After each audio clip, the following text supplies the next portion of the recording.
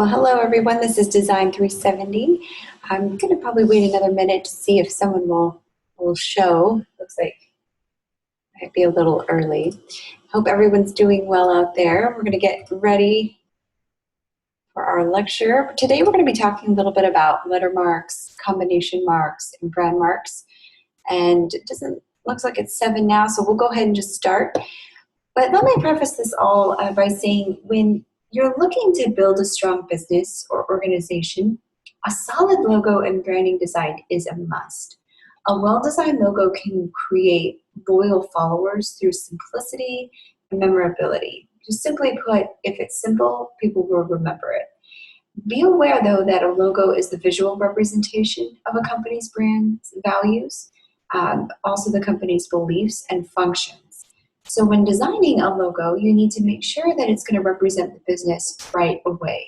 And you want to do that by word association or maybe coming up with a play on words. You probably want an icon that can represent the company very well. There are many considerations, though, to keep in mind, such as how the logo will look on products. We talked a little bit about that yesterday in our brand book, that some companies do put their logo on just printable materials, products, pens, t-shirts, anything that's tangible, collateral. You also need to keep in mind how the logo is going to appear on advertising and marketing materials. So you need to be able to come up with a vertical logo as well as a horizontal logo, because it'll be hard. You'll have to have a very small logo if it's vertical, if you're printing on a pen. But it would look nice on a business card. So you kind of want to make sure that you have one of each, a version of each. You want to talk about how it's going to tie your other branding collateral together.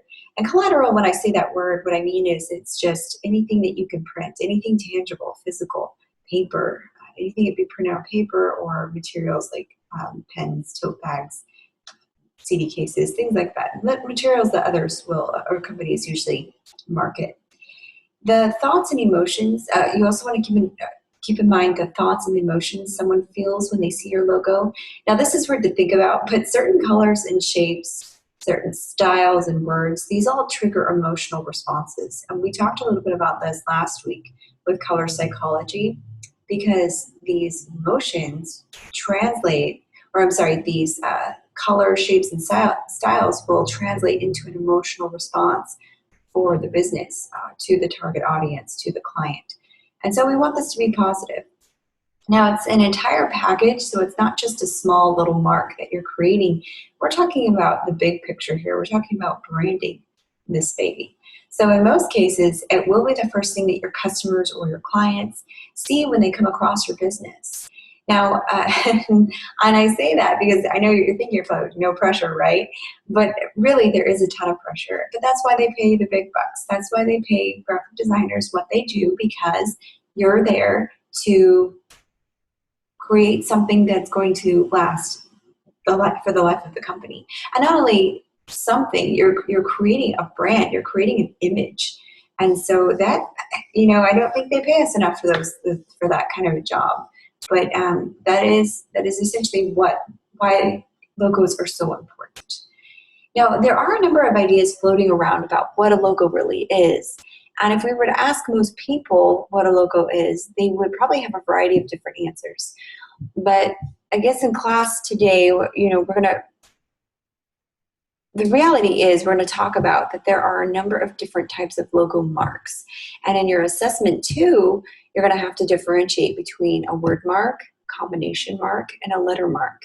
And these different types of logo marks you can choose to utilize for yourself or for a company that you're designing. But in this assignment, you're going to briefly explain the types of logos that you found. You're going to find visual examples of each one, and some you'll probably recognize.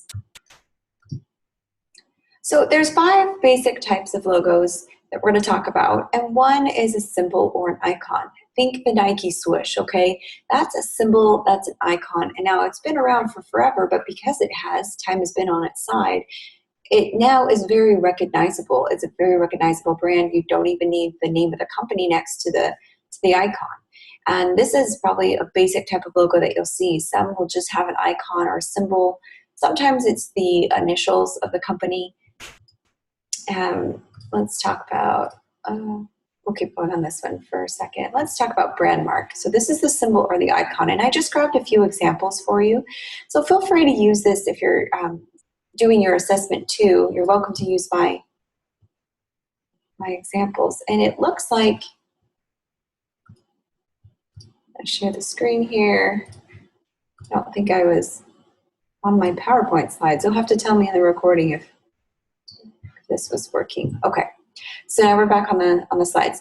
Now, a brand marker symbol. Okay, what is that? Well, I put up here, obviously the image is abstract and stylized, but a simple but strong graphic symbol is basically what sums up a brand mark or a symbol. It's often abstract that complements an aspect of a business or a service and represents a company by association. So like I said, think of Nike is one example. You can think of Apple, Mac, computers. You should consider a symbol only when you're designing a logo and you want to come up with a symbol for the company, you need an emblem on a product, okay? You only should consider a symbol if the name of the company is too long or too generic or doesn't translate well globally or has no personality. So you need to link subsidiaries to the parent, and that can't easily use the name. So you can afford to teach the public what the symbol means. In this case, Shell, it's a gas station, it's a gas company, right? It's nothing to get excited about. But they came up with a really clever way, a very cool brand mark or symbol to represent the company. And with the yellow, the friendliness and warmth of the color, and the red that kind of exudes passion and drive and all those wonderful things, it's an aggressive, friendly company. This is paired with the colors and this simplified shell. This is even more simplified than when they originally had designed it. They've gone through a few revisions. But taking this symbol, for example, this is very simple. And this is where a symbol or an icon, brand mark, if you will, is appropriate, because it's a company that's not too interesting. The public won't really know. We can't really afford to teach the company what it is. So what we're doing is we're going to come up with a symbol that can be recognized very easily. Same with Mac or Apple. All right, well, let's talk about Wordmark logo design. We've seen quite a few of these. I've seen these all over. Very popular companies use these. These are uniquely styled text logos. You don't see someone grabbing Times New Roman all the time and just making that their logo. They're stylized fonts, sometimes custom fonts. Sometimes they're fonts that have been tweaked. But these are uniquely styled text logos that spell out the company or the brand name. So many times custom fonts are created specifically for brands. So like Facebook, this was a font that was created specifically for the brand, Disney, Sony. And these are used all across their marketing and branding collateral. So on anything, you see Disney on just about every child's toy that they own. And in fact, my husband went there today. They went to the Disney store and came back with tons of Disney collateral, stickers, cards, pens, pins. I mean, they had all different kinds of stuff they came back with. And so Disney puts their name on everything. But this is a uniquely styled text that you wouldn't see elsewhere. So these are the three examples that I included: Facebook, Disney, Sony. But the most widely used of all logo types is the Wordmark. So you'll often see the Wordmark used most commonly. And the Wordmark focuses on text and typeface, but it can incorporate other elements as well. A wordmark may be best suited for companies whose name effectively describes what they do, like Office Max and Home Depot. Without graphical elements to convey that message, a literal interpretation of the words is often necessary. So for example, we know that Gilmore and Ray are accountants because the logo design literally tells us so, but a wordmark is often text only with unique typographic treatments. Microsoft, Sears, Yahoo, these are just fonts, but they've been tweaked ever so slightly to become custom. So we call them typographic treatments. Let me see if I have an example here. No, I don't. But we know what we know what Microsoft, Sears, and Yahoo's logos look like.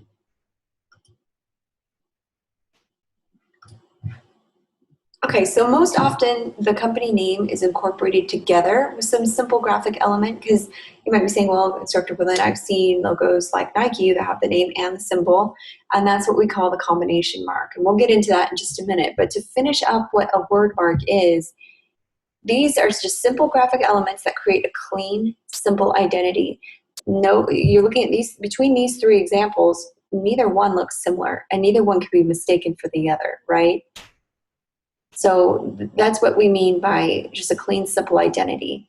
We're giving this company an identity, something when they're stacked up against the other Fortune 500 companies, they will stand out as their own. And the representation of the word essentially becomes the symbol of the company, like Disney. I see that everywhere, Sony on the products. Choose a word, you're going to choose a word mark when, if you're asking me, well, when is appropriate to use a word mark? Because we learned when it's appropriate to use the icon or the symbol.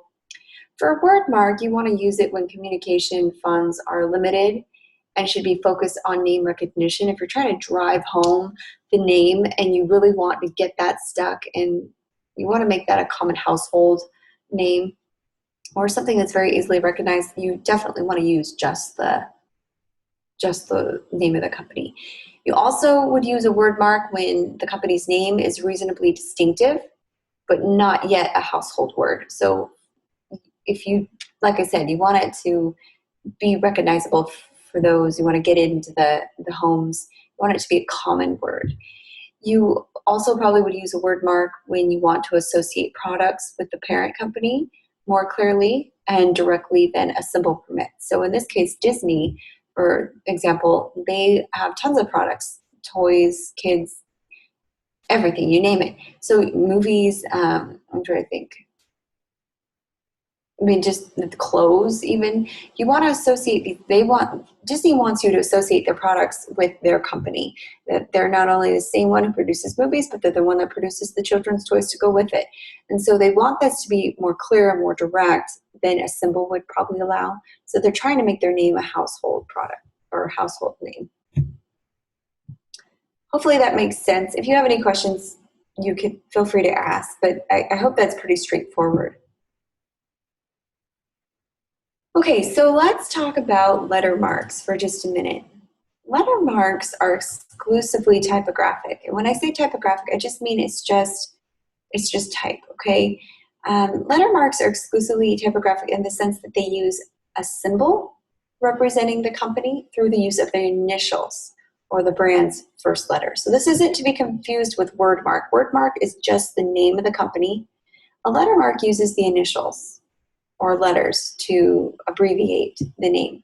And many companies, they usually choose to use this type of logo because of their initials can better graphically illustrate the company better than maybe the full name could. So like Chanel, that's the middle logo there. I feel like the name doesn't do it much justice if it was to be a word mark, but because their initials better graphically illustrate the company, they chose wisely. And the name is usually hard to pronounce, like, what was it, Hewlett-Packard. I mean, not everyone probably know that. So HP is a pretty easy way to recognize the company. Or maybe you want to use a letter mark, just not, I guess if the company's name wasn't distinct enough to carry its own weight. So General Electric, I don't think that would carry its own weight very well, but GE does, as we can see on the right. So some companies and organizations that use letter marks, they include these three here that I've shown you. And again, if you want to use this for your assessment too, you're more than welcome to use these examples. But these were the ones that came to mind first. And I'm sure you'll find some other great examples, but these are the three products that I'm familiar with and I thought were very fitting.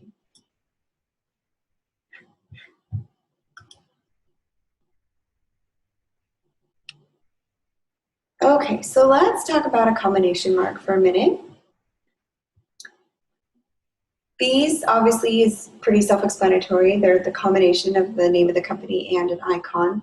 These you'll see a lot. These logos combine a word mark and a symbol or icon to give the company flexibility for either the use of both elements across a variety of applications or maybe just the name or maybe just the icon. And a well-designed combination mark looks just as good with the elements separate as it does with them together. So you might recognize some combo marks like Hawaiian Airlines, Adidas was one, and Sprint.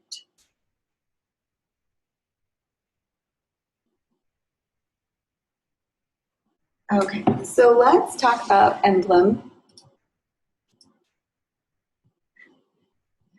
Now, this gets in even more complicated. I don't think this is part of your assessment, but I did want to talk about it because I feel that it's just as common and it's important to understand the difference.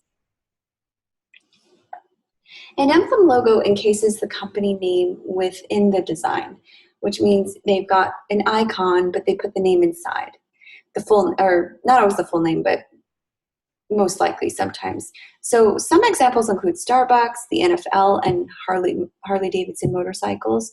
These are emblems where they put the name inside of the logo or inside of the icon or symbol. Now, when we're talking about iconic logo type, these are also referred to as combination marks. And an iconic logo type generally combines a brand mark symbol with a word mark. And the combination can be loose or integral. But with a loose combination, the elements can be used together or separately. So a well-designed iconic logo type can effectively communicate what a company does as well as reflect the company's personality. And I think Starbucks is a really good example of that. I think we know what it is, but it's definitely got some personality. Same with Harley Davidson. This is a really popular emblem, NFL. With the football, we automatically know what this is. And the more familiar that a logo becomes, the more of a household name or product or brand it will be. Okay, so now with a loose combination, the elements can be used, like I said, together or separately, but we want to make sure that we're reflecting on the company's personality. So it's not just shape, we're creating an icon, we're creating a symbol here. So you would probably choose an icon logo type to design when, one, you're a startup enterprise or small business with limited funds. Usually those companies gravitate more towards these kinds of logos. You probably choose a logo type or iconic logo type if your name or company name is reasonably distinctive, but not yet a household product or name. And a company would probably need an emblem on a product or want more than just a symbol. So this is when an emblem would come into play. But since iconic logo types communicate more readily than other logo types, less marketing is required for the logo to be effective. Therefore, iconic logo types are probably the most cost-effective type of logo that I've probably seen out there. It's probably the most cost-effective type of logo design, and they're ideal for startup companies, like I said, small businesses with limited marketing budgets. So hopefully that sheds some light on the differences and what each one entails. So we've gone over brand mark, word mark examples, lettermark, and I wanted to do a quick tutorial about how to create a lettermark. So if you would pull up your Illustrator for me, let's see if I can get it. All right, so you probably want, so here's an example of a lettermark where I've taken the initials AR for a company. And I've created something very basic, very elementary, very simple. There's not a whole lot going on, and I'll show you how to do this. So if you want to go through the steps with me, I'll try to go slow so that you can keep up. You'll start with an ellipse, grab your circle, and by holding down Shift, clicking and dragging, just create a nice, decent sized circle. Now, keep in mind, it doesn't matter what color you choose, but you're definitely going to want a lighter color for this. So I like this teal, so I'm going to go with this shade.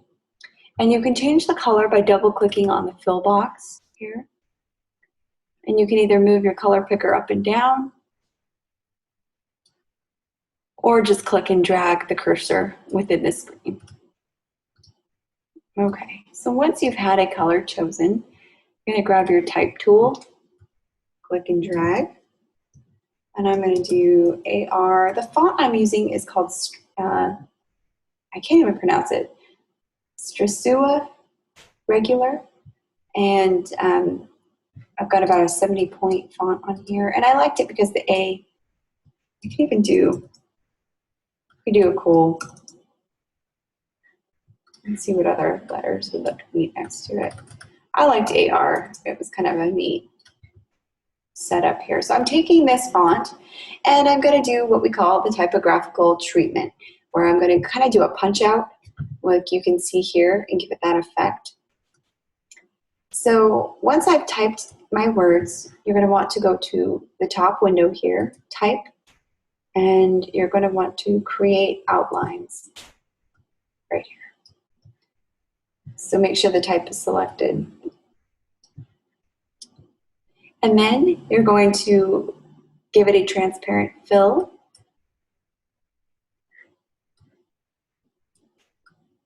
And I'm just going to move it here. You can position it anywhere you want. I think centering it is a good call. Highlighting it. Now you're going to want to grab your Pathfinder dialog box. Now if you can't find your Pathfinder dialog box, you can just go to the window at the top of the screen. And window is kind of like your toolbox. It'll hold all of your actions that you're going to need, or your tools that you're going to need to use. So, and everything's alphabetical order, so it makes it easy to find. So just scroll down to the P's, make sure Pathfinder is selected.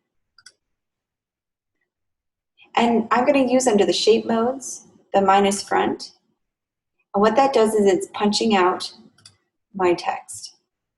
Okay, so with that done, I'm going to make a copy of it. And you can easily make a copy of it by going to edit, copy, paste. But you'll find that when you're designing for companies and you want to shave time, I usually just have learned shortcuts to the computer. So I hold down Alt or Option and click and drag, just like that. So I'm making a duplicate of what I already have. By selecting this duplicate, I'm going to go to my Appearance panel, or I'm sorry, I'm going to go to Effect, Stylize, Blur, sorry. So I'm going to go to Effect, scroll all the way down, go to Blur, Gaussian Blur,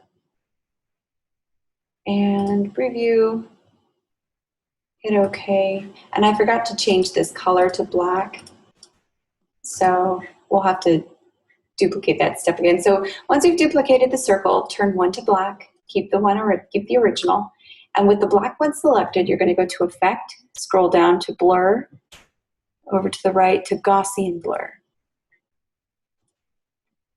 Okay, and that gives a very harsh, black is a very harsh color right now, so I'm going to lower the opacity on it about 40 or 50. And I'm going to take my original and bring it to the front. And you can do that by clicking on the right, go down to Arrange, Bring to Front. See that? So what that's doing is giving it a slight shadow behind it, like that. Okay, and kind of position it where you'd like it to go. And then you're going to take I'm going to take the background, the blurred one, go back to Effect, Blur, Gaussian Blur, and I'm going to apply a new effect.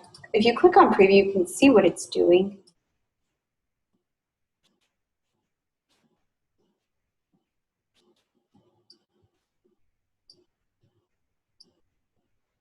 There you go. And then I just grabbed a dark background. Any color will do, but you definitely want a darker background. There are a few more steps to this that I could show you to kind of fine tune it. There we go. Which I may just do, but for the sake of time, we'll just, oops.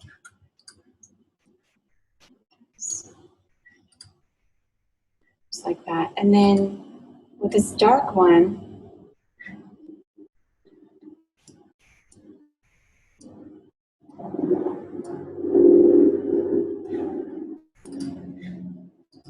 Probably, you know. So you kind of get this punch out effect, which I think is nice, this nice halo around the logo. And this could be a really simple, effective way to stylize what we would call either the, well, it'd be a lettermark, essentially. So that's just one example that I wanted to show you. Now we could go in and I could even duplicate this one further, make this even lighter.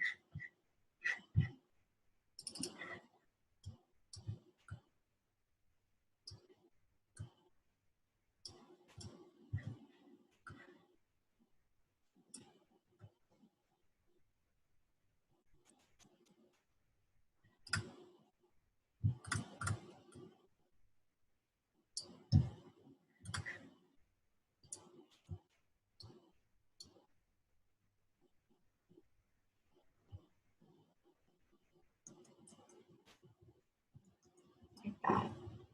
So you could play around with it, but I like the contrast that it gives to the dark. You could even go to effect, stylize, inner, see, or drop shadow. And it will give a real stark.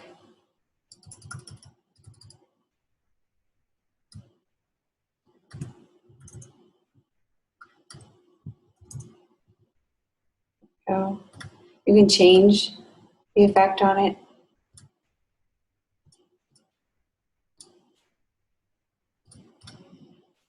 Just like that. So now you have a really nice logo with some punch-out text. This lettermark, I do believe, would be quite effective. So that's one way to do it. I really like the effect that it gives. You could even, I don't know, there's tons of stuff you could do to mess with it, but essentially this is how you can make a quick and dirty lettermark. Okay, let's head back to lecture. And get back to the PowerPoints. Okay, so that was our lettermark example. And I'll step through it again one more time before we go to break, just so that we are all on the same page with it. Okay, let's talk about understanding logos, okay? So we need to know basic design principles. So here's a primer of basic design principles that apply to single surfaces, multiple surfaces, and motion graphics even. Every application starts with a format, which is the defined perimeter, as well as the field that it encloses. So I'm going to get into, let's see, we're going to get into Gestalt's theory here. Let me go back here. So advertising images, messages, these are all ubiquitous, but you have to understand a logo to understand that there are many screens, many surfaces loaded with images. And when we're on the go, we use our mobile screens, we see outdoor boards, taxi toppers, or public screens. So when we're at work, we see our mobile or computer screens, and even probably newspapers, magazines, and kiosks. They're not quite dead yet. But when we are at home, we see our mobile computer, TV screens, and any other printed matter that we probably would come in contact with, flyers, any collateral.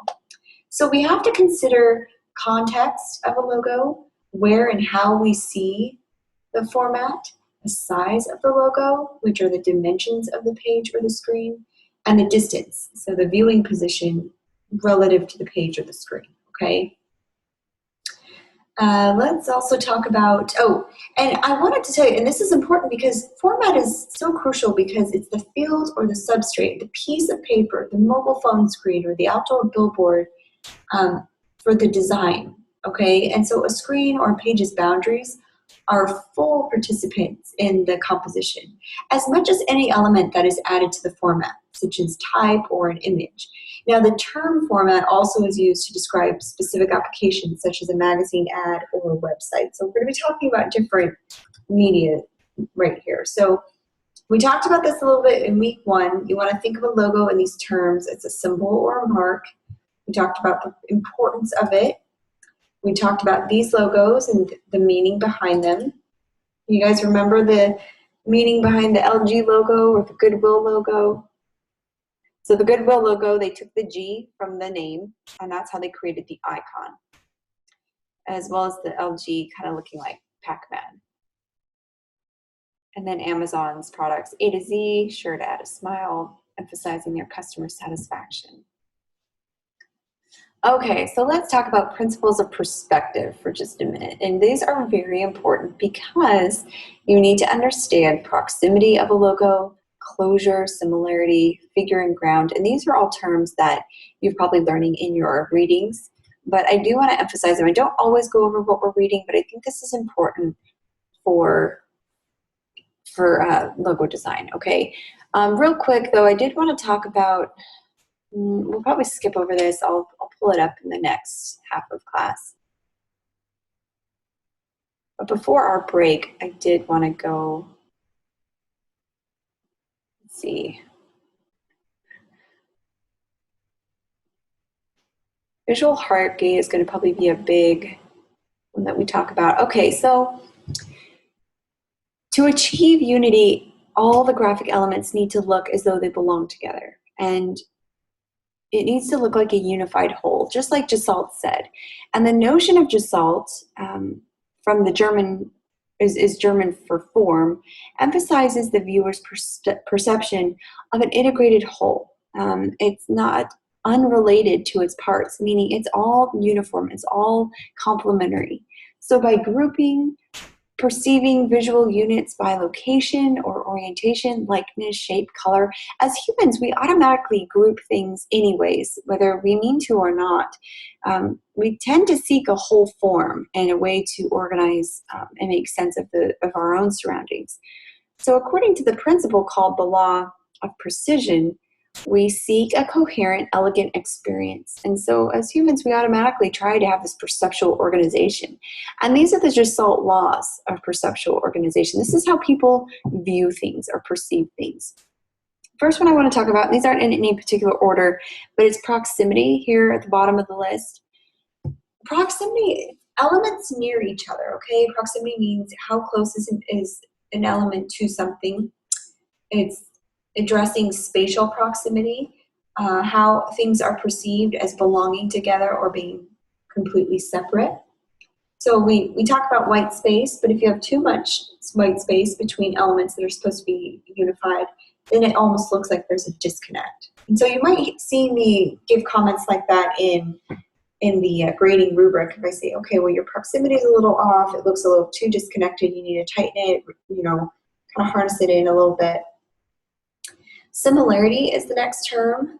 Now, like elements, those that share characteristics, these are perceived as belonging together. So they're similar elements, just as the word explains. It's pretty self-explanatory.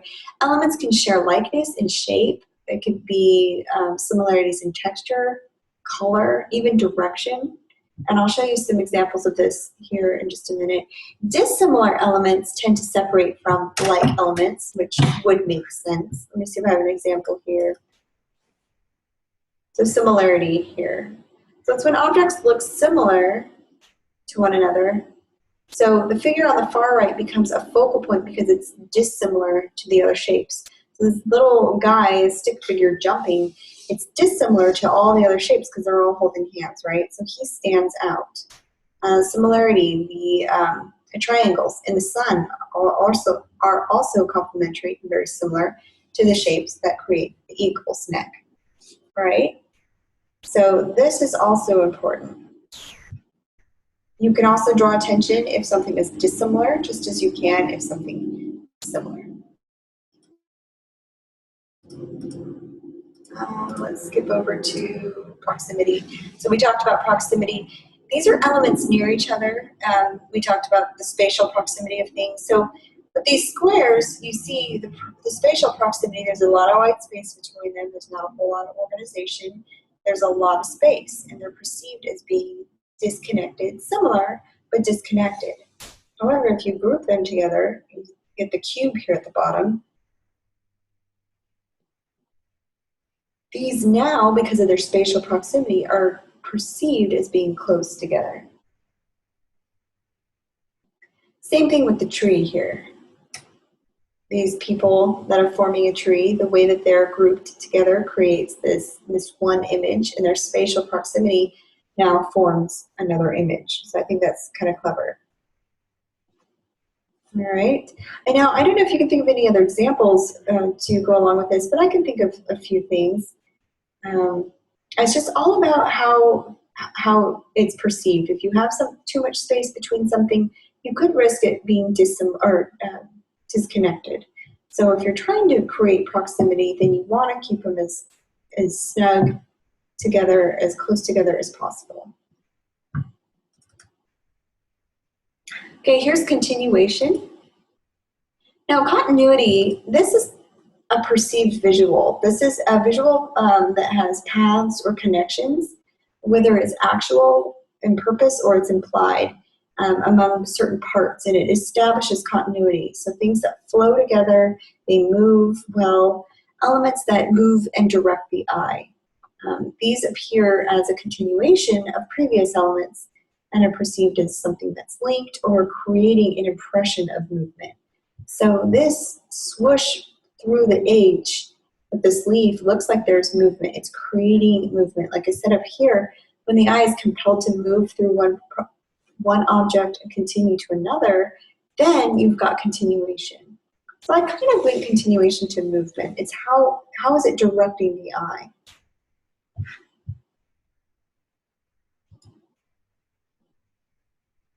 Okay, so closure, here's another one. Now, the mind tends to connect individual elements to produce a completed form or a unit or even a pattern in order to produce closure. The mind or the eye really does, it tries to connect the dots even when there isn't anything there. So with this mosaic, the M doesn't really close off, but because of the way it's designed, the eye automatically will create the closure that it needs, thus creating a very effective and clever logo. Okay, we'll even try to recreate this logo here in just a minute. But the panda, the panda bear, now it's missing a few lines, but the mind automatically creates the closure. Now, I don't know if you've seen it's usually something I've seen on Facebook where it's like, can you read this line? And they drop off a few of the middle letters of words, but because your mind already creates that closure, you're already able to know, you can read the sentence without having, with those missing letters. And I'll have to come up with an example. I'll see if I can find it online. I just thought of that as I was prepping this lesson. I was like, oh, that would have been perfect to include. But that's what the mind does. It automatically creates the closure in the lines. You don't always have to close off things. All right. We talked about proximity.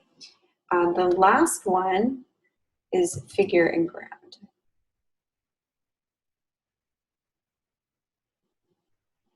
Now, figure and ground shape, these are all about relationships, okay? Figure and ground is also called positive and negative space, so that's pretty much the simpler way to put it. It's a basic principle of visual perception, the way that we see things, and it refers to the relationship of shapes, of figure to ground on a two-dimensional surface. So to best understand what is being depicted, the mind seeks to separate graphic elements that it perceives as the figures from the ground or the background from the ground elements. So in figure-ground relationships, the observer seeks visual cues to distinguish the shapes that represent the figures from those that are the ground or the background. So what does this mean? Well, the figure or the positive shape is a definite shape. Okay, can you see in this left example, the eye differentiates the object pretty easily. The form or the silhouette, it's naturally perceived as a figure. Okay, and the left one is a face, and the right one looks like a tree. So the figure or the positive shape is a definite shape, and it's immediately discernible as a shape. You can tell, the eye knows. And the shapes or areas created between and among figures are known as the ground or the negative shapes. So viewers tend to be drawn to the figure as opposed to the background, and they hunt for the figure to make sense of the visual. So when there's a lot going on like this, the human eye actually tends to try to find an image within a background. Kind of cool. Think about really. Now, the shapes of the areas created between the figures are known as the ground or the negative shapes. And the figure or positive shape is a definite shape. So we see the positive shape here is that face, positive shape is the tree. Negative spaces also create passageways. And what this does is it promotes movement. Like we see on the left here, it looks like this thing is moving almost. It creates unity and harmonious shapes and rhythm. And that's what directs our eye. So, and talking about rhythm real quick, there is a term, I don't have an example here, but a strong and consistent repetition of graphic elements, color, line, type, and quality, even texture, shape, and position. These can set up a rhythm that is almost reminiscent of a beat in music, hence the name. And I don't know if you guys have any musicians out there, but this is what guides the viewer's eye around the page. Rhythm, a sequence of, or is a graphic, it's a sequence of graphic elements that are in intervals, and they're across multiple page applications. So like motion graphics, and that will include, some examples are websites, magazine designs, motion graphics, and these are critical to developing a really consistent visual flow. We want to keep it coherent, whether it's from one page to another, moving from one screen to the other. Just moving the eye like a strong dance beat moves the body. So if you guys are dancers or musicians out there, just think of rhythm as the same thing. It just creates this natural movement, except with perception and the way that the eye sees things. There's also a term called variation, and I'll try to find some examples of that here, but variation is introduced to punctuate or accent or create visual interest in design composition. And so the key to establishing rhythm is to understand the difference between rhythm and variation, okay? So we could probably go on and on about this, but I did want to talk about some design tips here really quick. If there aren't any questions, we'll go ahead and move on. It doesn't look like I have anyone attending here, but if you have questions while you're watching at home, I'm happy to answer them. So let's do a new share and jump back up into Illustrator.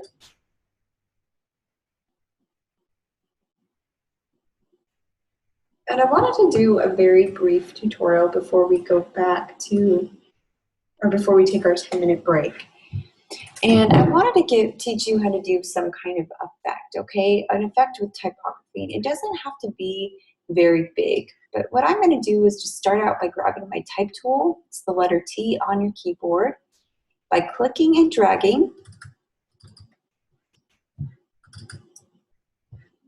Whoa, screen sharing has stopped. Okay, let's try that again. Okay. So grab my type tool, click and drag, and let's do halo effect. Again, I'm just using the same font that I used last time. It's Strasua regular right up here. If you don't have it, any will do. All right, and whenever you're creating a logo, once you're pleased with the text and you're okay, remember you can edit while you have your text box up, but I recommend going to type at the top of the screen, and then scroll down to create outlines. And now it creates a vector of that text. It's no longer editable. You can't add or take away letters. Well, you can take away letters, but you can't add them so to the word. But this now allows you to enlarge it and kind of do some cool effects with it. So first thing I want to do is add a gradient to it.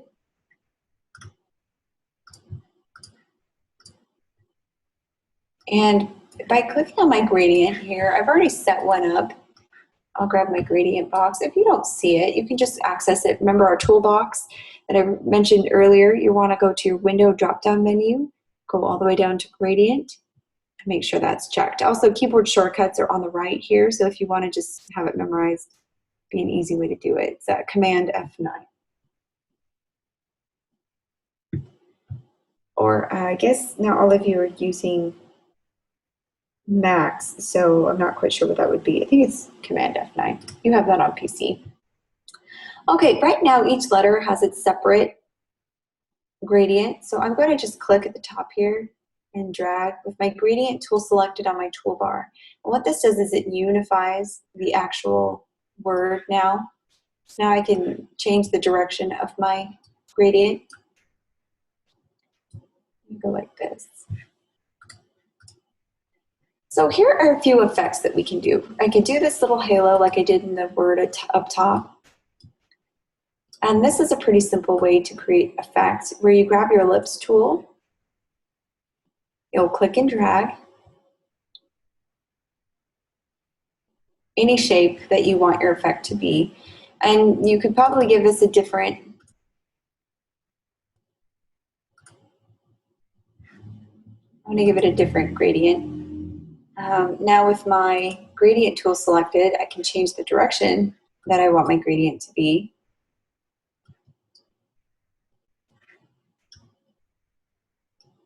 And you can even adjust it on the cursor here if you wanted it darker, more or less.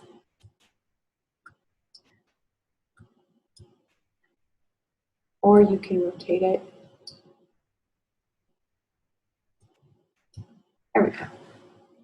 All right, so now that I've got something somewhere, I'm going to probably position it right above, right where the A would usually have a, have that slash going across it. And it can overlap these letters pretty well, that's fine.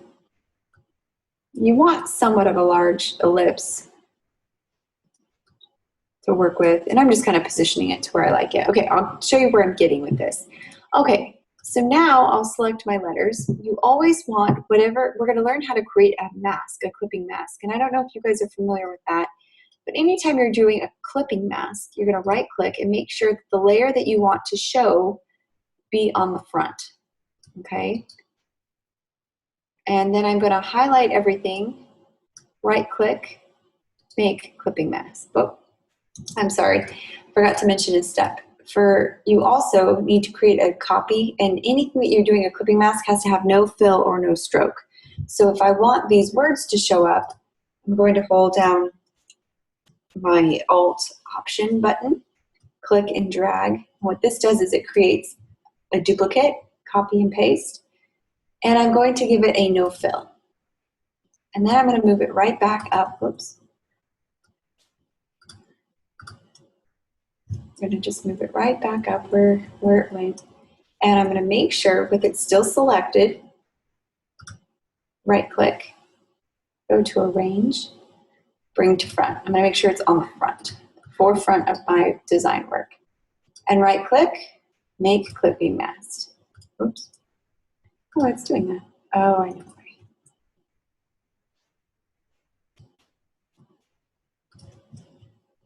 I need to send this one to the back, I think. So many layers.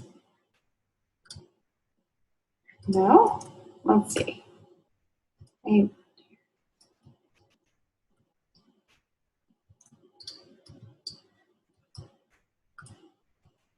Problem with making a duplicate that you can't see is that you don't know. There we go. I'm going to make sure my transparent one is at the front.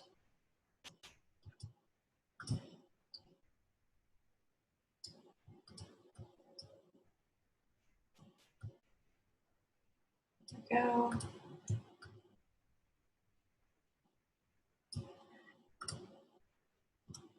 Let's see if this works real quick. Sorry, I'll explain this in just a minute. I just want to make sure it's working.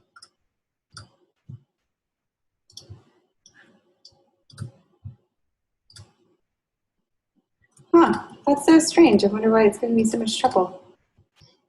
It didn't in this one. Let's try it. Let's see what we can do here. Let's start over.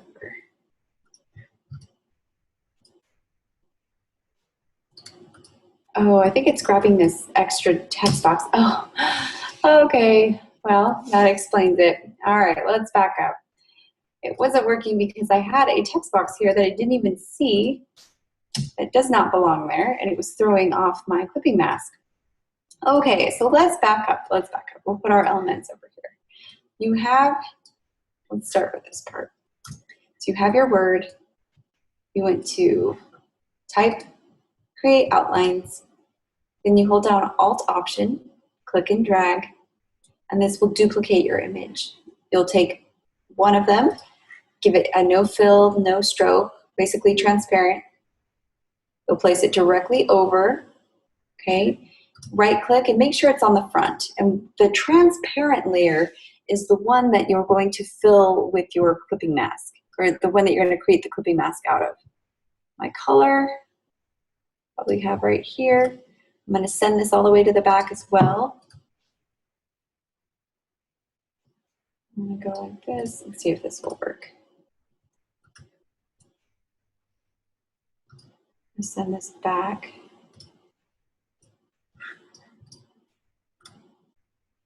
Nope. What is the deal? I apologize.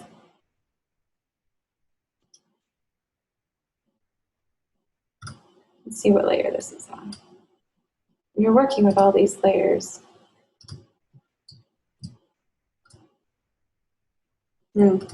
Well, I'll have to troubleshoot over the break and find out why it's giving me so much trouble, because I didn't earlier. I was able to do this one just fine. Here, let's see. Release clipping mask. Okay. So, I see what happened. Okay.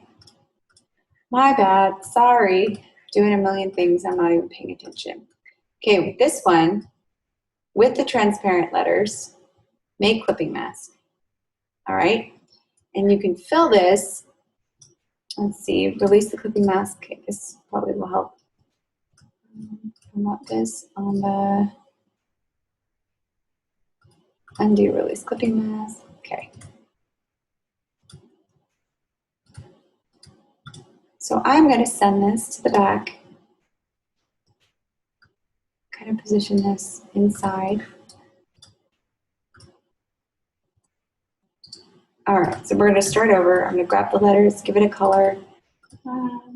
Let's try this here. Okay, I see what we did. I see what we did here.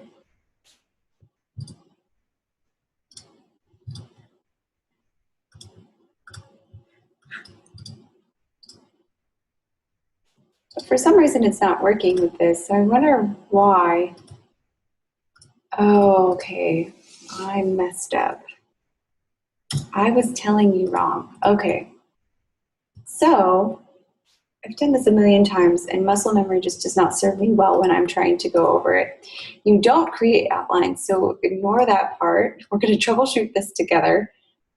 And I'm going to take this text, type the word. Let's start over. Hello.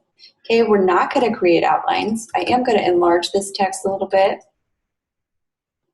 Okay, so we can see it a little bit better. And I'm going to put a color. It can be a square, it can be a circle, whatever you want. And I'm going to highlight it, make clipping mask. There you go. So now the letters are acting as the mask, right? Even when I hover over it, you can kind of see what's hidden. You can see the ellipse. If I wanted to adjust it, I could double click on it. But I'm going to undo that for a minute. I'm going to duplicate my ellipse. I was doing it backwards. I am so sorry. I'm going to give it a lighter color. I can give it that cool gradient that I was working on. Let's try that gradient. Cancel gradient. Here we are. Give it a lighter look and feel. All right, so this is much lighter. Now I'm going to give this a transparency of about 45. I'm going to highlight all the elements with the text on the front, right click, make clipping mask. So now you've got this effect, this halo effect within your text. And again, I apologize. So let's make sure we have the steps down correctly before we go to our break. I promise the next tutorial will not be this confusing. Oh dear. Okay, so we'll grab our type tool. Let's try another one. Click and drag. Let's do text effect.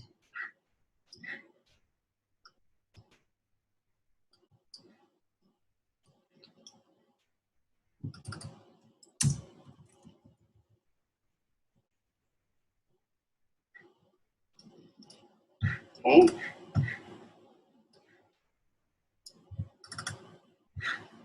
And I'm going to do that. I'm going to grab, you can grab an ellipse, you can grab a rectangle. I'm just going to put this here. I'm going to give it a gradient.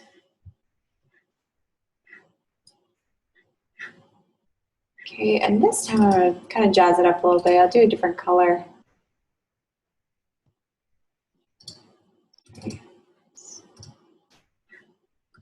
Okay, I'll do a diagonal. Right click, send it to the back so you can see your text effect. Okay, and I'll grab another one. Just remember, hold down Alt Option, click and drag right down here. I don't have it go across. In fact, I think I might want a ellipse. So I'll just grab this one over here because I want to give it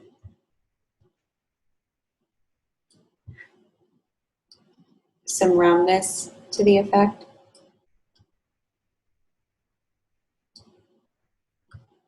And this will create some continuity to it, some, what was it?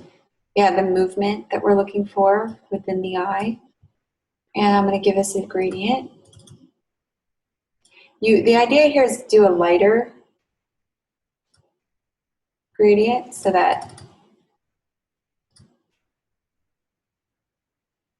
I don't want pink, I want white. Here we go. So that it actually shows up. And there we go. Now that I've given it the opacity that I want, I've positioned it where I want.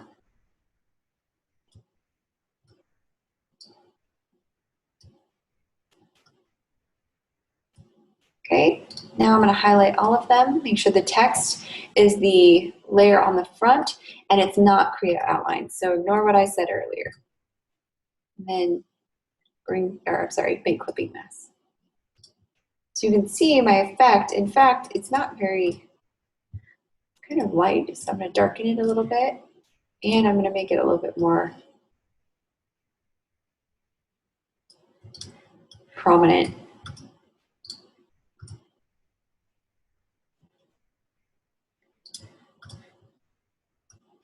Perhaps we could even put some yellow in there.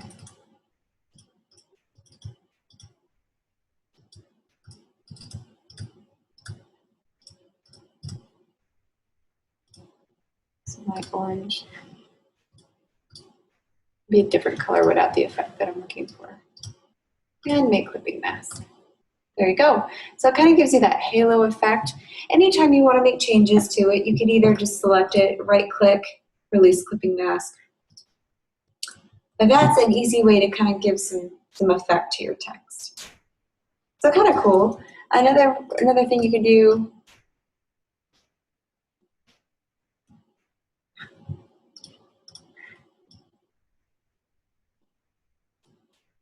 I'm just going to kind of layer this. Highlight it, make clipping mask. So now you can see there's those layers going through each one. Kind of cool. So that concludes our hour. We're going to go ahead and take our 10-minute break here. So I'll add this, and then when we get back,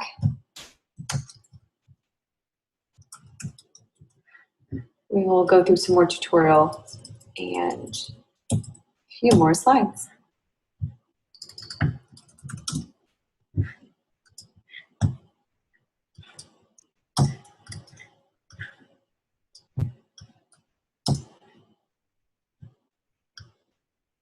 There we go. All right, we'll see you guys in 10 minutes.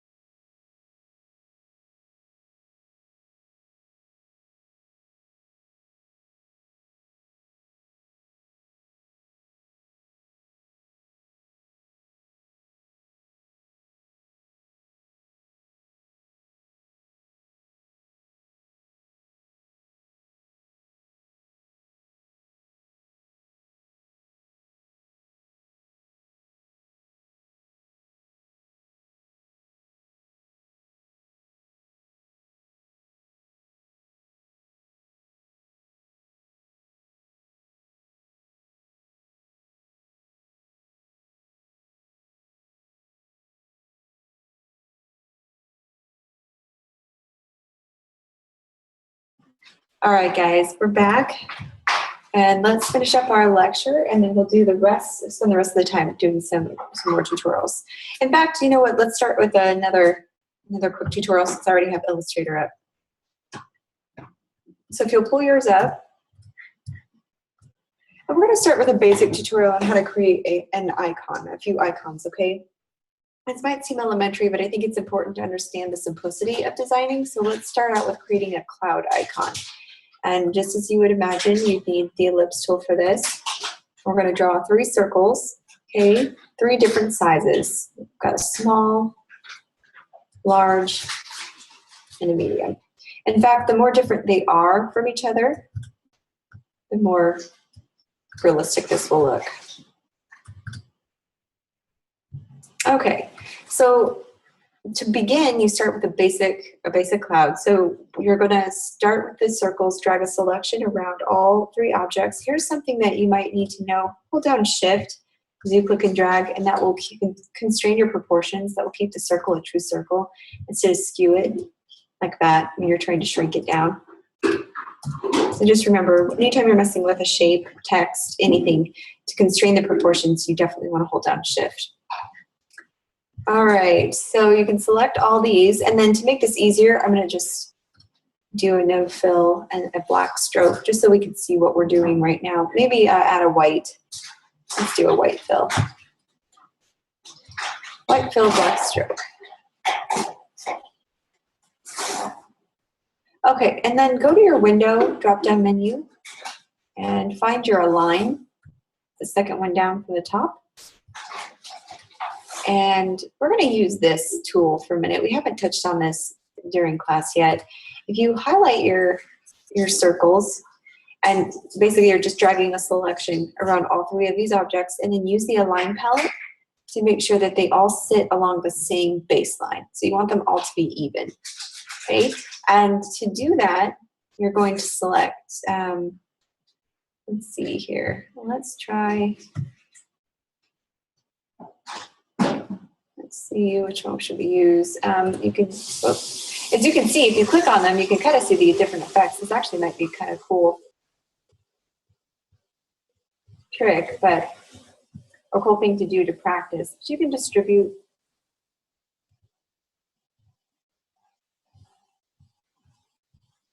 Anyways. All right, so we want everything kind of in line. I'm going to make sure these line up here at the bottom.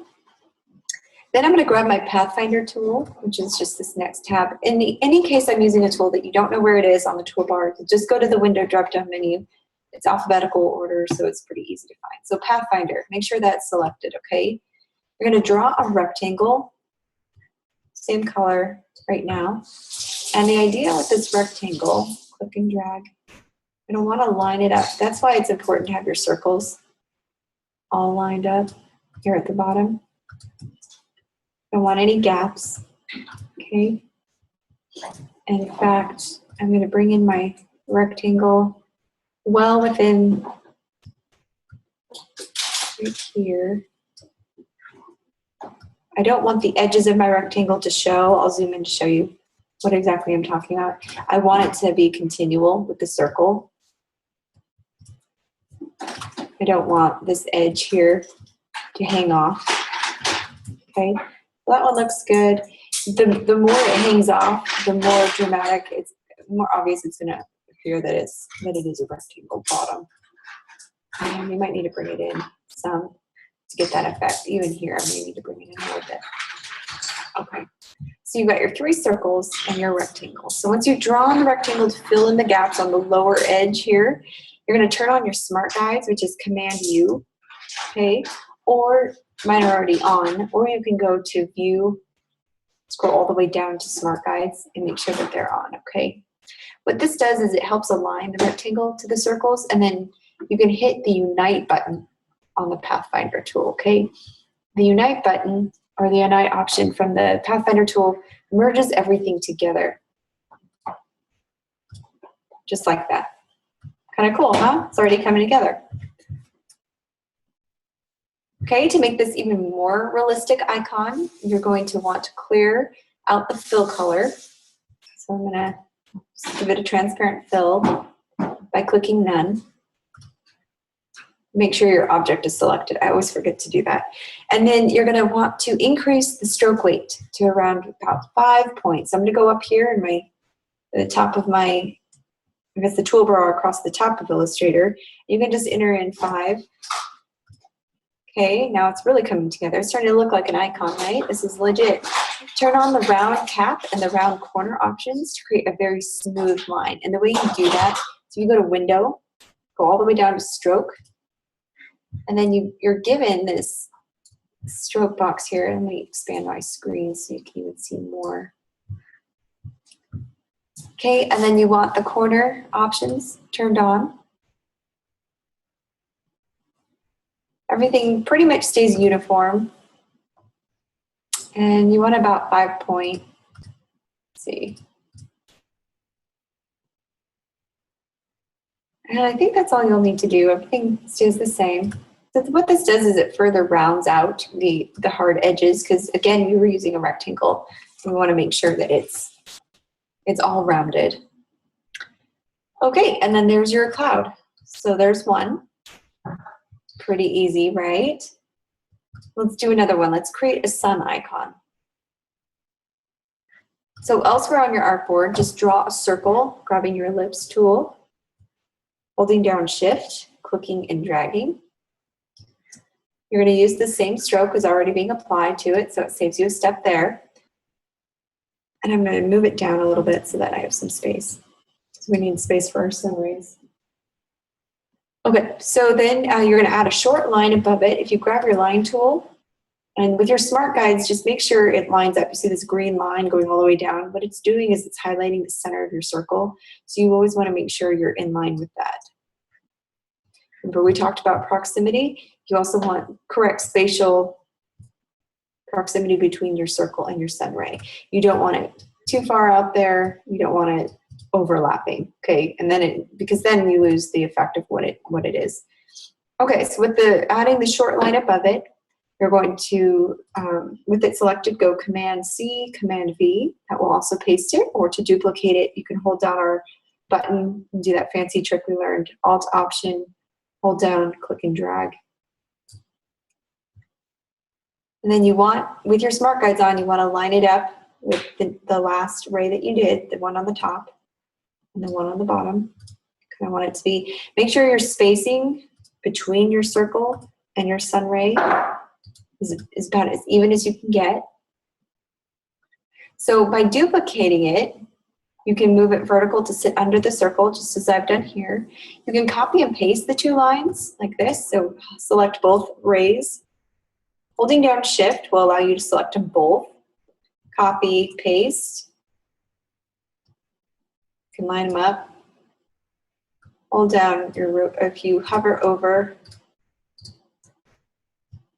or rotate it, hold down Shift, and it will lock it into the proper angle. Okay, so we want to make sure that this intersects correctly. All right, so that looks about right, about even, right? Make sure that you duplicate this by 90 degrees. You can hold Shift to constrain the angle.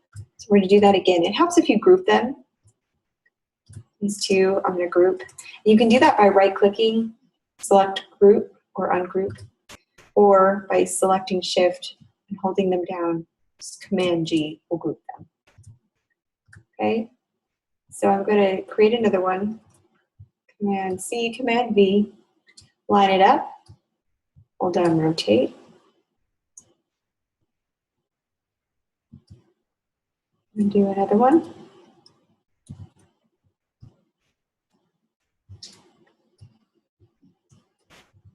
Oops, remember to line it up so you get the even distribution that we're looking for.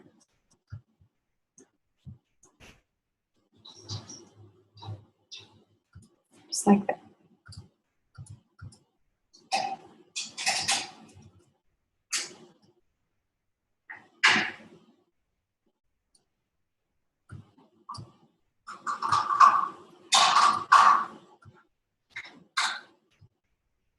Okay, and then we're going to rotate this yet again.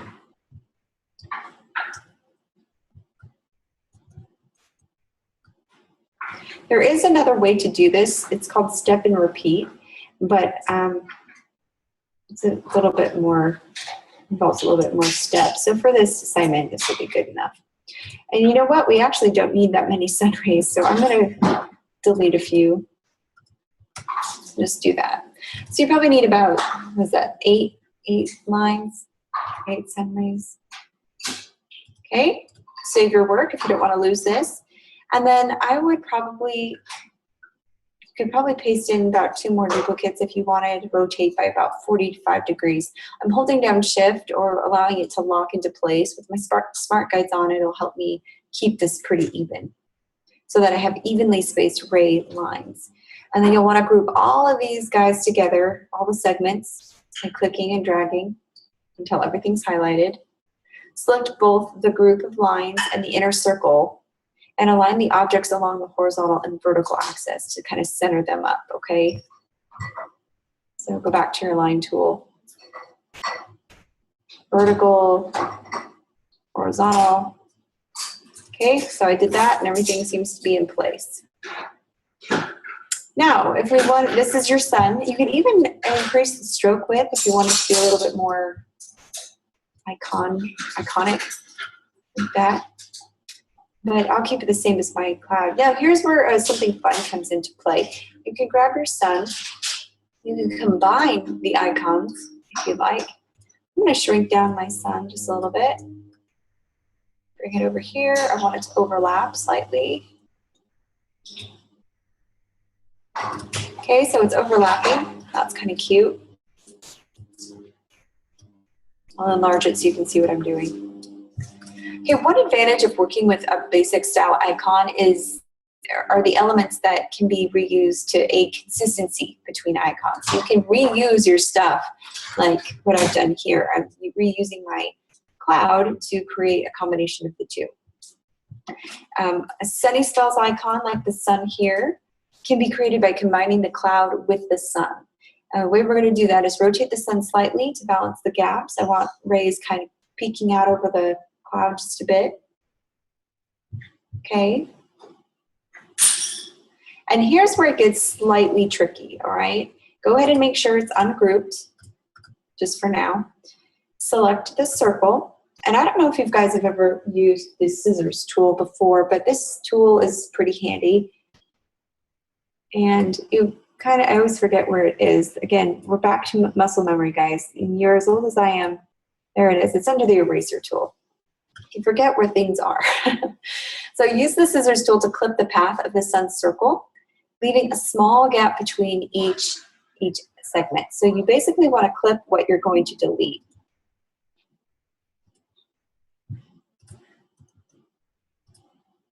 All right, so I clicked on this far right segment here, and it gave me 2 anchor points.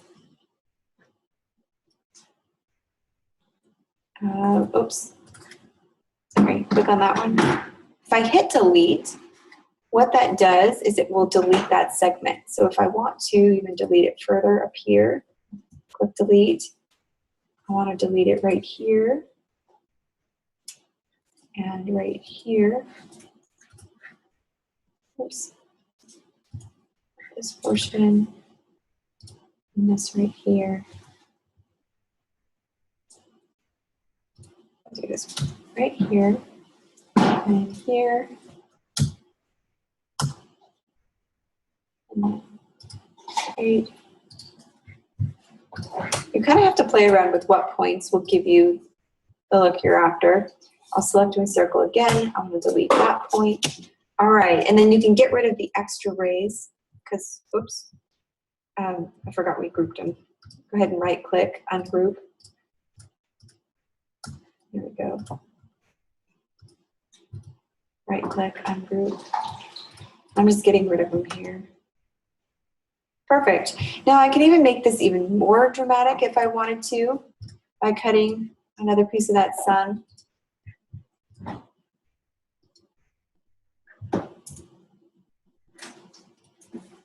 Like this.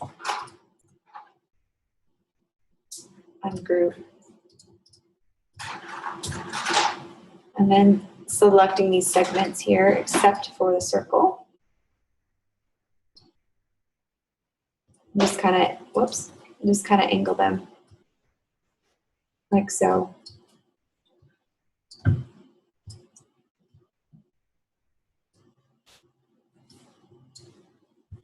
There you go. So now it gives it a really cute effect. You can up the stroke size if you want it to be a little thicker. This gives it more of an icon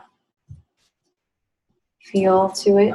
And again, this is a pretty simple thing, but if you were doing a logo design that involved this, I think this would be pretty effective because you can't get much simpler than this, right? And simple is what we're going after. Think elementary. You kind of have to dumb down your designs even after you've gone through a few drafts of it. You got to be able to keep simplifying it until you have an effective design. Okay, so once you've used the scissors tool to clip the path of your sun circle, what it does is it leaves a small gap, like you could see here, between each element. And this is the effect I'm going after. So you basically select and delete the unwanted portion by using the scissors. Then you ungroup the sets of rays. You delete any unwanted copies like you saw me do. And then the combination of the two separate icons really creates a consistency between the icons. So what I'll do is I'll take this one that we just created, move it up here. I am going to steal this cloud, move it down. Now the scissors tool, whoops, I'm going to copy that, sorry. Hold down Alt Option, click and drag. That will copy your cloud. You can do a lot of combinations. So if I were to drag this one over, copy, Alt Option, like this. And if I were to get the scissors tool again, I'm going to create a cloudy day icon. And I want to cut this background layer. Grab the scissors. Delete. Delete. Just breaking up these pieces. And then you can go in and just delete after you've deselected. And I'm going to rotate this to kind of close out the gaps just slightly.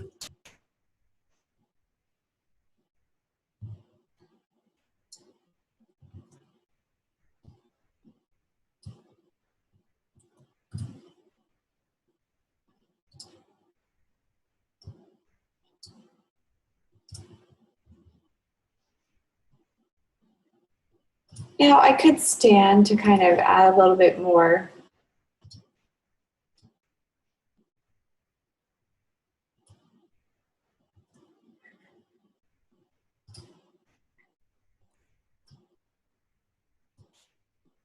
There we go. I'm just adding a little bit more to it because I didn't like it cutting off so much. The smooth tool will do that for me. Okay, here we go. And we're back in business. So again, I'm just going to make sure the distance between the openings of each of this cloud are about the same. And there you have it. You have your overlapping logo, a cloudy sky.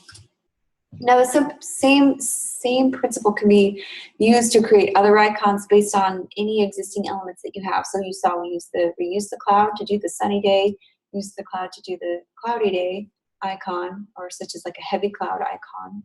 And again, just by increasing the stroke width, you can really get that iconic effect that you're looking for. Here's another way to use, basically you're creating other icons based on existing elements. So I'm going to shrink down this one. We're going to use the sun. Now I probably have to redraw it since I deleted the sun, but drawing your ellipse, bring down the stroke weight a little bit to about 6. Grab my line tool, and we'll go through this again. Hold down Shift when you draw click and drag your line tool, and that just constrains the proportions again. You don't get any funky angles or anything. And then you're going to duplicate the ray Again, you want even distance between the bottom circle, top circle. And then, let's see.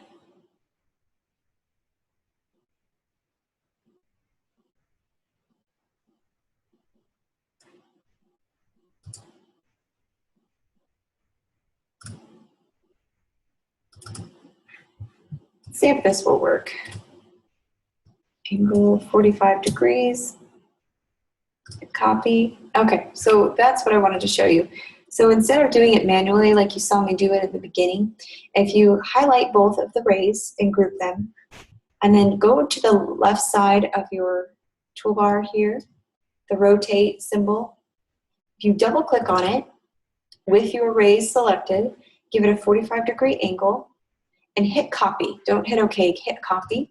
And it'll automatically copy that. So you just go back, double click, hit copy, and you just do that as many times as you want to get the effect that you're looking for. And what that does is it evenly displaces your rays with a 45-degree angle, because when you're creating logos, you want precision and accuracy so that it looks clean and uniform. You don't, eye for detail has to be there. So it's nice that Illustrator has some functions that will allow you to kind of save you time and also make sure that you're exactly on point. Okay, so with the sun created, I'm going to shrink this down even more because I don't really need it right now. Just put it within that cloud. All right, so we'll use the sun to reuse the elements that we were talking about. I'm going to hold down Alt Option, click and drag. And I'm going to use these circles. I'm going to create another circle like this. And I'm going to angle it up at the top. We're going to create a crescent moon icon. You see how I did that? By selecting both of the shapes and go to your Pathfinder tool, you're going to click on, I believe it's minus front. There we go. Click on your minus front, subtract shape mode under the Pathfinder tool. And so now I have this really beautiful crescent moon. Now, a moon icon is often used to represent clear skies at night. It's used to duplicate, or it uses duplicates of the sun circle that we used to create the crescent moon. With kind of by using the minus front, you're able to create this crescent. So it's kind of cool. So now you can see all these different shapes and icons that we've created. I'm going to even bring this down. So we've got this one.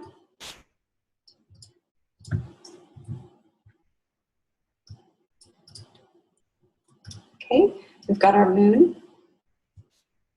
We've got our sun.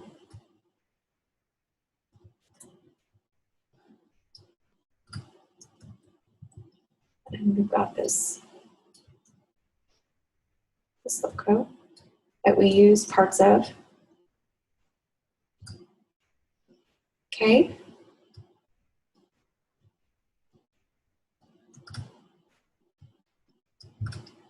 Let's see what we've got going on here. And then the next one I wanted to show you was taking this cloud, hold down Alt Option, and I'm going to copy the moon here, shrink it down a little bit. I'll zoom in so you can see what I'm doing on a larger scale here. So basically, variations of weather icons using the moon create nighttime alternatives for the cloudy icons. So the rounded edges here, and even the spacing continues the consistent style of the set that we're going for. So we're creating all these icons by reusing certain elements, and it's really creating this, this consistency that we're looking for.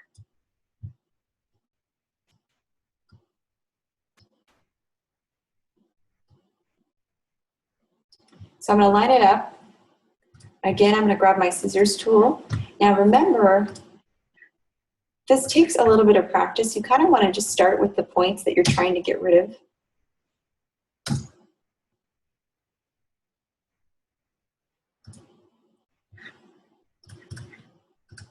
All right. I'm just going to rotate it. So it doesn't really look like a moon once I do that, so I probably want to back up here. Let's put it here. There we go. Kind of have to mess with it. Command Z will be your best friend. That's undo. Anytime you need to undo something that you've done.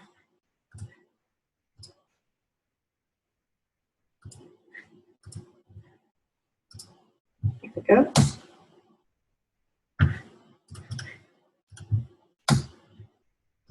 All right, so then I'm just going to rotate it. Now we're using what we just talked about, one of Gessalt's principles of the closure, where we're not exactly closing off these lines, but the eye will close it off for you. So it's just this really neat, simple effect. All right, so here's our set of icons that we've created based off of just a few tools, the Pathfinder tool, the scissors tool, created these neat little icons. So if you paired it with text, you'd have a really neat logo there, or variations of it. So again, this is pretty basic and elementary, but icons are something that you see everywhere. Here's another one that you can do. Let's grab our cloud. I'll move this moon up. Remember, Alt-Option. Grab my line tool. So you want to draw one short and one long line at about 45 degrees. If you hold down Shift, it will usually help you with that. Okay, so with one long and one short, underneath the copy of the cloud, and this is going to represent heavy rain. So then select, drag out a duplicate of these, hold down Alt-Option, click and drag.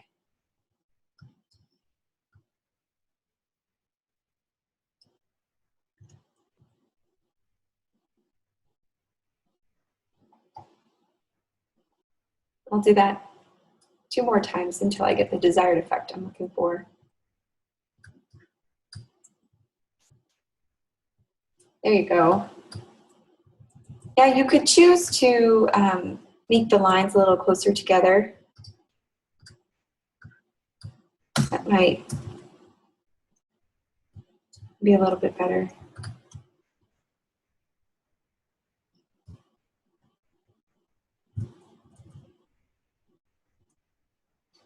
Remember, hold down Alt-Option as I'm duplicating these, and you can do as many as you want. I think 4 sets is more than enough.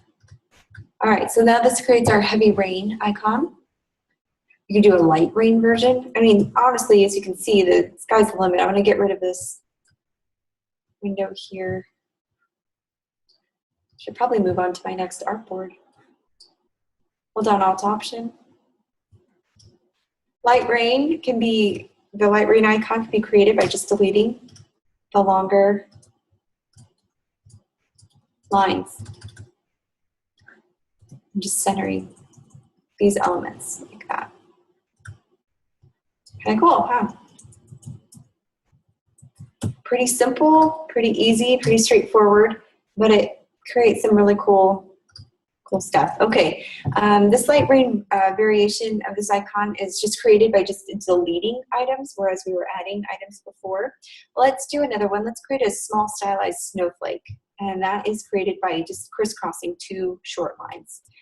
All right, so I'll grab one of these lines from my rain, my light rain cloud. I'm going to shrink it down, hold down Shift to constrain the proportions, and then I'm going to duplicate it and rotate it just the opposite direction. Remember, hold down Shift the entire time you're doing that. Okay? Now, the stylized snowflake can be done in a few different ways. You'll duplicate the flake symbol into a 45-degree pattern. So we'll highlight it once we've got it placed. Kind of want it off center a little bit. I'm probably going to up the stroke weight so I get a little bit more roundness. I want more of a clover effect, just like that, okay? Then you can select and rotate each flake, group it, hold down Alt-Option. Could do a few of these. Hold down all of them, Alt-Option. And then each one, give it its own little spin so it looks different and unique. And then I'm just gonna, I deleted that row because I'm not gonna bother spinning them all separately again. And in this case, I'm just gonna kind of stagger them.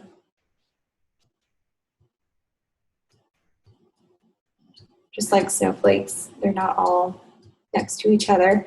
Again, this uses proximity. We talked about, I want them disconnected to draw attention to them. But I'm not giving it too much spatial proximity so that they are still look like they're a one unified whole. Remember we talked about that? We want them to not be too disconnected. We want them to still be together and unified. I'm gonna grab this copy of this cloud so we don't have to redraw it. And I'm probably gonna keep these more in a row. I don't know, the more I'm looking at this, the more I probably should keep them in line.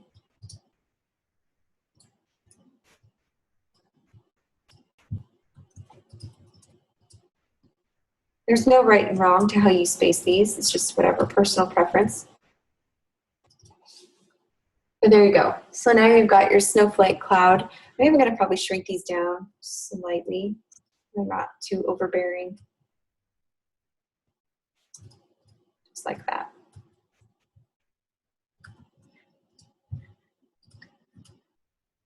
Okay, so by selecting each snowflake, rotating each one randomly, you reduce the uniform appearance, and unless you want it to be uniform, but I kind of like, I like everything alike, but I still like there to be some differences, subtle differences. Okay, just like we did a heavy snow, you can do a light snow.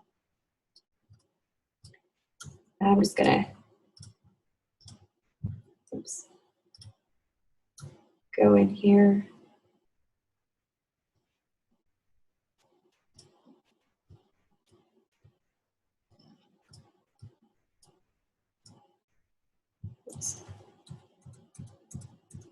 That wasn't quite the look I was going for.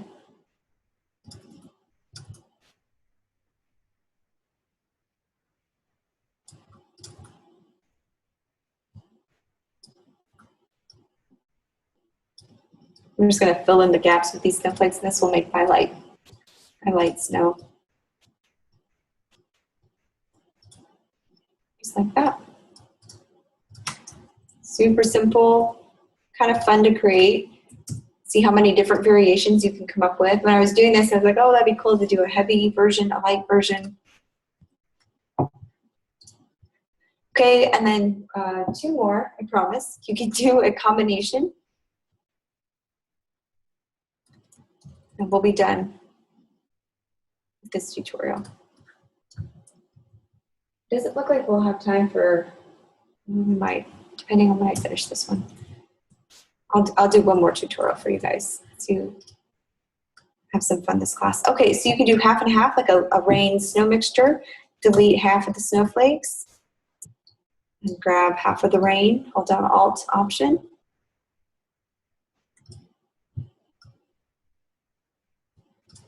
Kind of move it over. There you go. So by reusing your elements, you're not only saving yourself time, but you're creating uniformity between the icons because things are already created for you. And why make the job any harder? Okay, so then the last one I wanted to do was the lightning strikes. So I'm going to grab my heavy rain cloud and position it over here.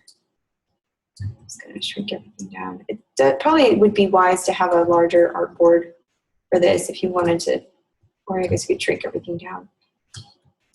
Okay, so I'm going to move these boxes out of the way. All right, so for this one,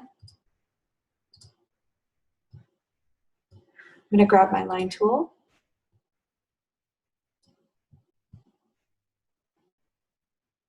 And do my lightning strike.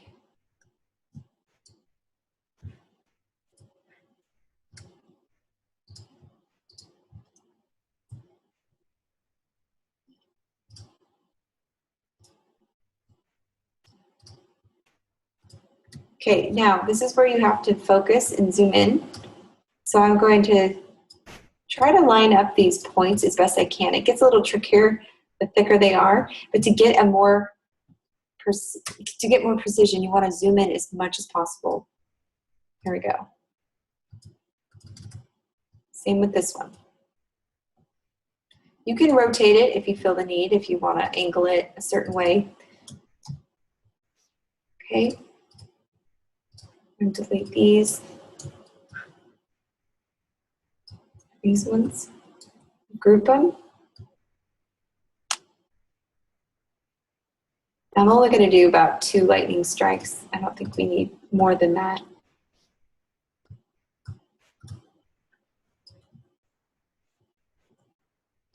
And I'm going to space them out a little bit, give it some breathing room.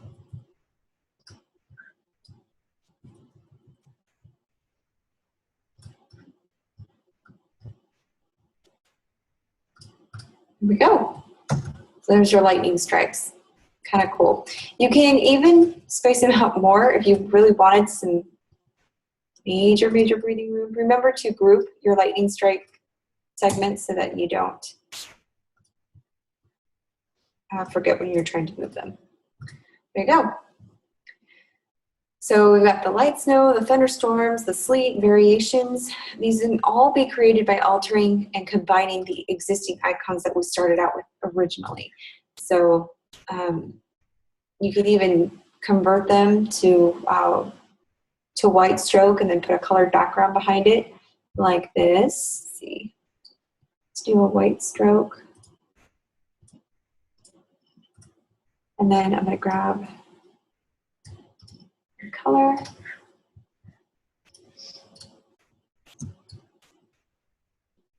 Put a background behind them, just like that. That's kind of a cool effect. I might change this color to more sky blue. Seems appropriate, these icons.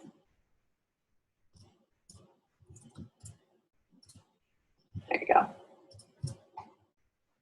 So anyways, have fun with the final icon pack. This is a pretty easy way to come up with something, so a set of consistently styled icons to represent various common weather conditions. So this is actually something I want you to practice to see. I mean, if you can master these, then it's going to be a lot easier to design your logos as you move forward. Okay, we've got about 8 more minutes. I'm going to breeze through one quick tutorial real quick. This one I call Paint Tree. And it's just a simple way to create a lettermark or a word mark, or you can even, or I'm sorry, a combination mark. And I am going to show you how it's done.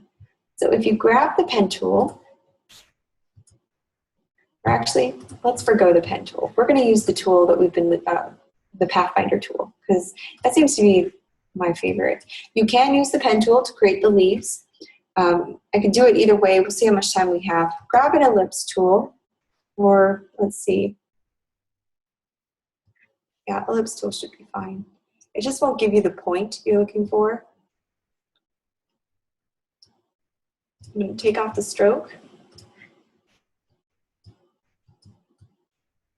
There we go. I'm going to copy it. Hold down Alt Option. Click and drag. This is where you can, if you do a white fill on it, on the copied layer, you're going to see if it's giving you the effect that you're wanting. I'm trying to create a leaf here, so I want something as realistic as possible. Go in like that.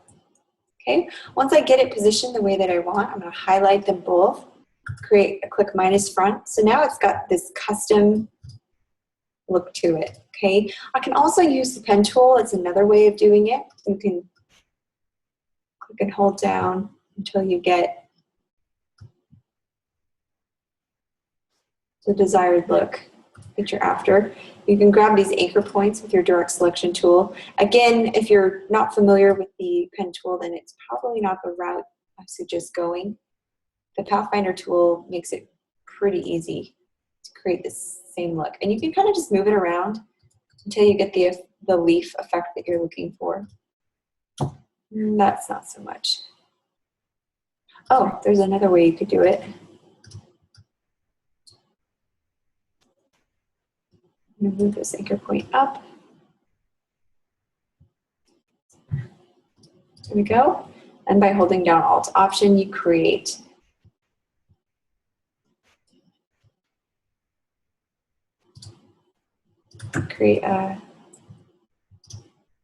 the other half of the leaf.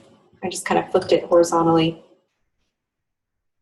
You can choose to connect it if you want.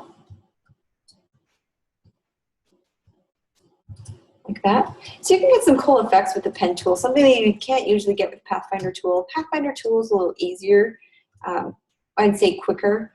And then you can create, you can even use the Pathfinder tool to create your trunk.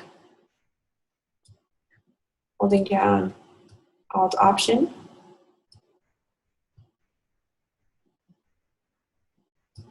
We're going to create what we call closure.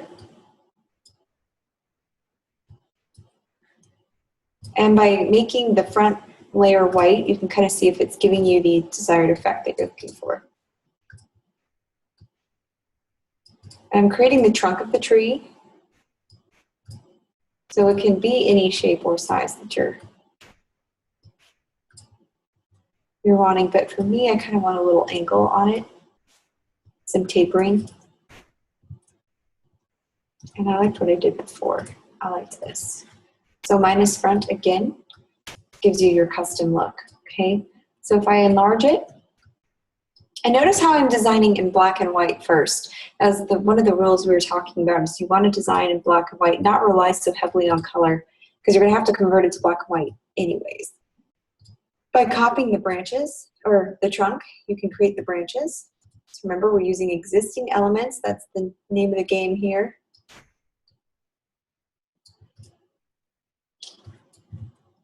Again, I'm going to expand this. You can unite the pieces.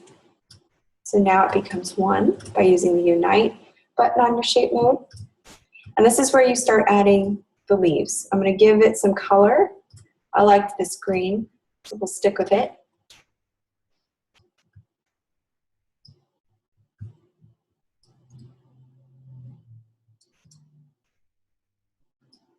Or you could even use this leaf. Whichever one you like. This one, I'm going to rotate so it fits the angle and the direction of my branch.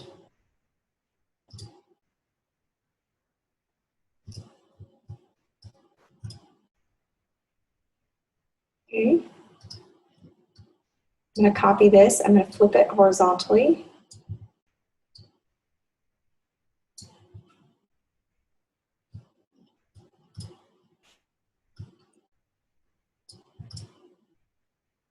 Actually, just kidding. I'm not going to do that. I'm going to back up here for a minute because I lost my piece.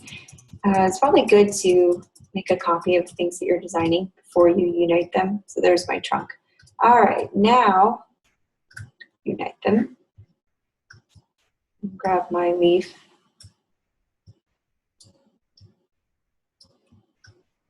Make it big. Do a duplicate.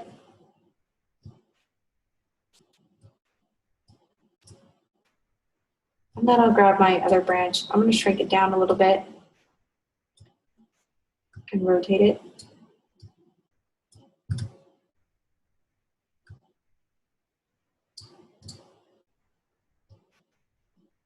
I'm trying to find a good angle on it. I don't want it to look identical to the other branch. There we go. As far as placement and even size.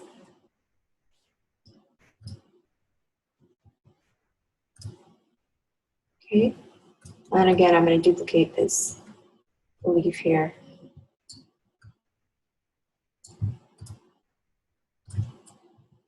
I want the same amount of distance in each one. All right, and then I can either choose to make one leaf larger than the other or just keep them all uniform size. I'm probably going to shrink these guys down a little bit. I don't want them too large. You could off-center some of them if you wanted. All right, and then I'm going to expand this.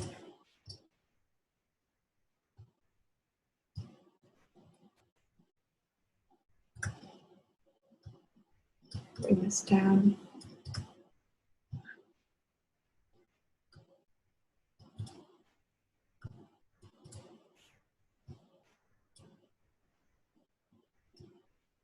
And just rotate it. Okay, now that I have everything placed, I'm going to select the leaves. I'm going to give it some color, like that.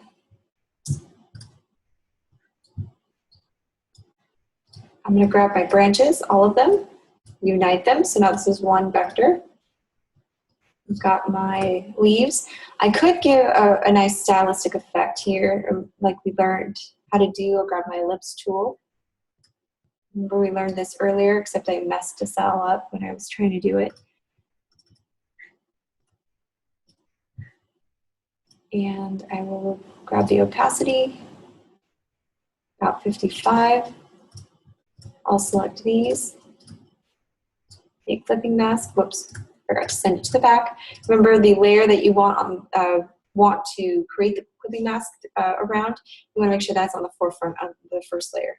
So I'm going to send this to the back. I want the leaves in the front, and I'm only going to select the leaves and the circle and create clipping mask. Let's try it again. Why is it giving me trouble? Here we go.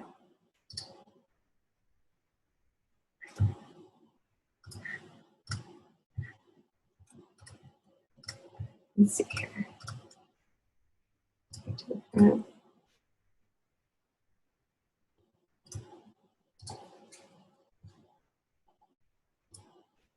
Oh. Let's make it black.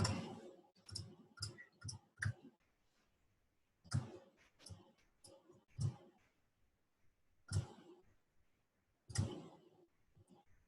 don't know why it's doing that. I need to troubleshoot more. I apologize. Oh, okay, I get it. So I'm going to do another circle. This one is going to be my true green.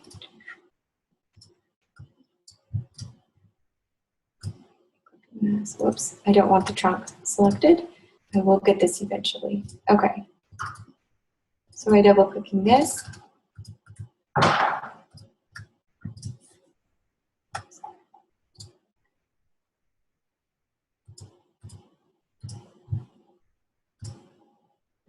I want this to be black. It's just a bunch of messing with layers and seeing if you can actually get it all.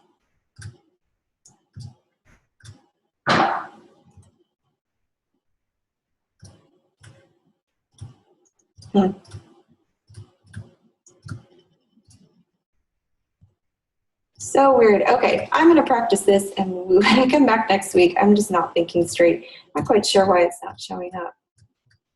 And I will go over it. I got one. There you go. I'm going to add a gradient to this one. Pull up my gradient. Where's my gradient box? Here we go. I create a subtle green gradient on this one.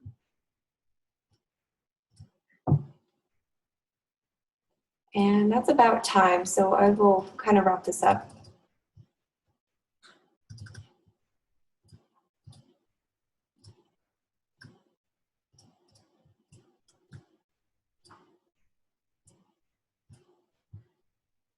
There we go.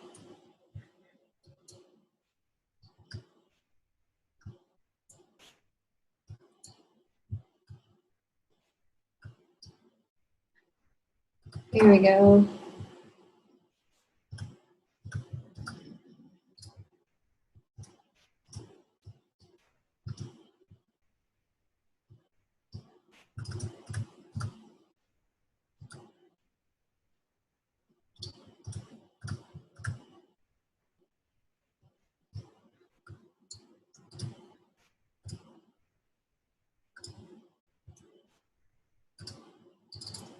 So weird. I don't know why it's doing it. So we're just going to back up. I will troubleshoot this and we'll go over it first thing next week. Anyways, so this gives you an idea though of colors, how to lay one out. Here's the final product. There we go. Grab that gradient that I was creating. I want a light green. There we go. And then by taking your gradient tool, clicking and dragging in one solid direction, this creates a uniform gradient across the board. Okay, and then I can pair it with words. I can choose to create the P out of the tree or by using my logo like that. Now normally the symbol or the icon, this would be an example of a horizontal layout, like this. Vertical layout would be if the logo was at the top here.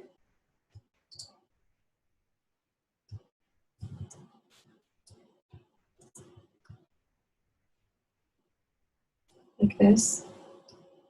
You could probably do a cool effect where the tree was the T or something like that.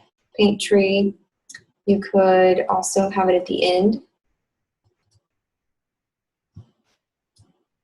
So again, it's all about personal preference. I like it at the beginning, personally. You can even position it where it's coming up at the P. It's kind of cool. All right, so lots of different versions, different ways you can lay this out to get your letter mark, combination mark. We didn't do any of the icons, well, I guess we did the icon here, but the initials, but we can do that next week. Anyways, thanks for coming. I appreciate you watching from home. If you have any questions, email me, and I will master that clipping mask thing. For some reason, it was giving me some trouble, so we'll do it next week. Thanks, guys. See you later.